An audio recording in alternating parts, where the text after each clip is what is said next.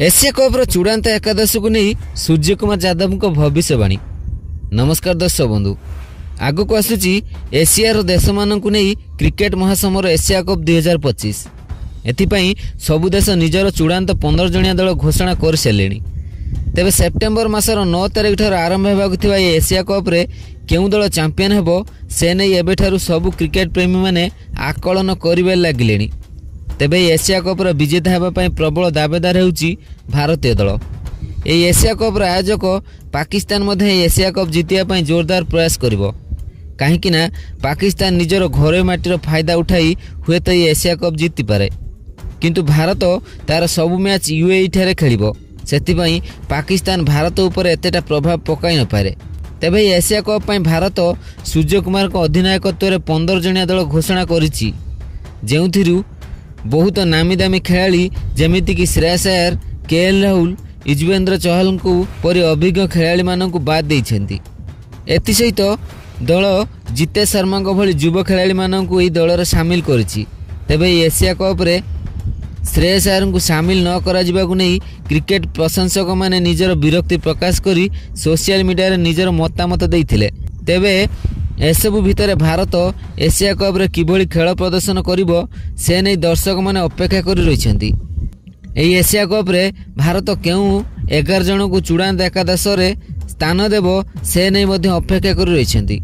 Opening रे केउ 2 जन खेलिबे, मिडिल ऑर्डर रे केउ खेलाड़ी को एवं बोलर मानक मध्य केउ बोलर मानक एही चूड़ांत एकादश रे स्थान मिलिबो ताहा देखिबाको अपेक्षा रहिछि। काहेकि ना ओपनिंग रे अभिषेक शर्मा, संजू सैमसन, सुमन गिल को परि खेलाड़ी अछंती, जेउ माने कि निकट रे शेष होइतिबा आईपीएल रे चमत्कार प्रदर्शन करी दर्शक मानक मन जिणिथिले। तेबे सेमानक मध्यरु केउ 2 जण ओपनिंग करिवे से नै उत्साहित अछंती।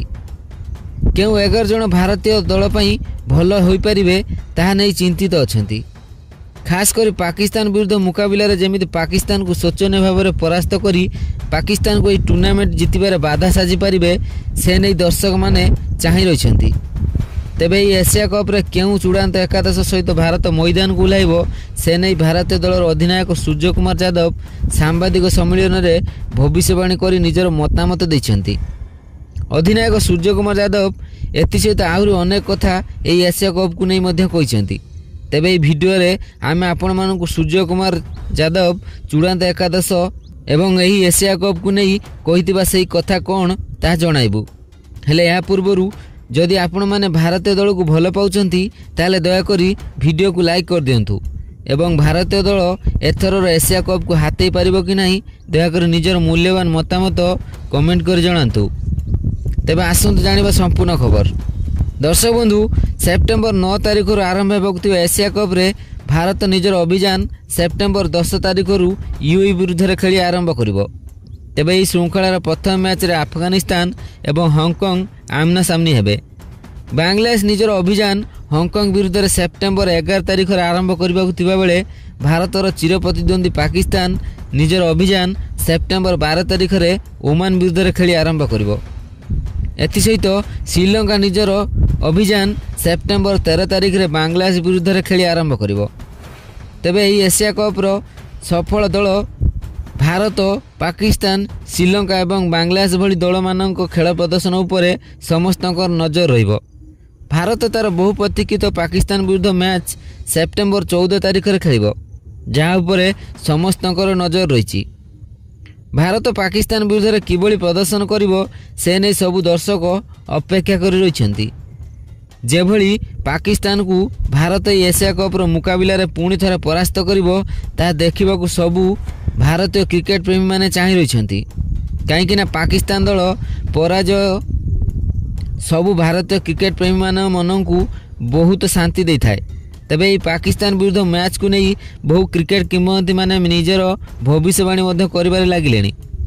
पाकिस्तान क्रिकेटर माने पाकिस्तान एही मैच को जितियो बोली कहथिया बेले भारतर किछि पूर्वतन खेलाड़ी माने भारत को पाकिस्तान हराइबा अत्यंत कष्टकर बोली कहिसेंती, कारण भारतर युवा खेलाड़ी माने अत्यंत उच्च कोटीर खेल प्रदर्शन करी ए भारतीय दल रे स्थान पाइछन्ती बोली कहिसेंती।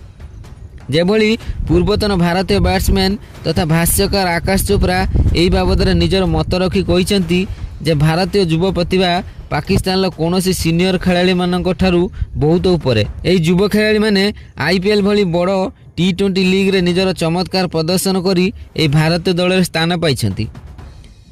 ତେଣୁ ଆମ ଦଳ କୌଣସି ବି ଦଳକୁ ପରାସ୍ତ କରିବା ପାଇଁ ସମର୍ଥ ବୋଲି ନିଜର ମତ ଦେଇଛନ୍ତି ଆକାଶ ଚୋପ୍ରା।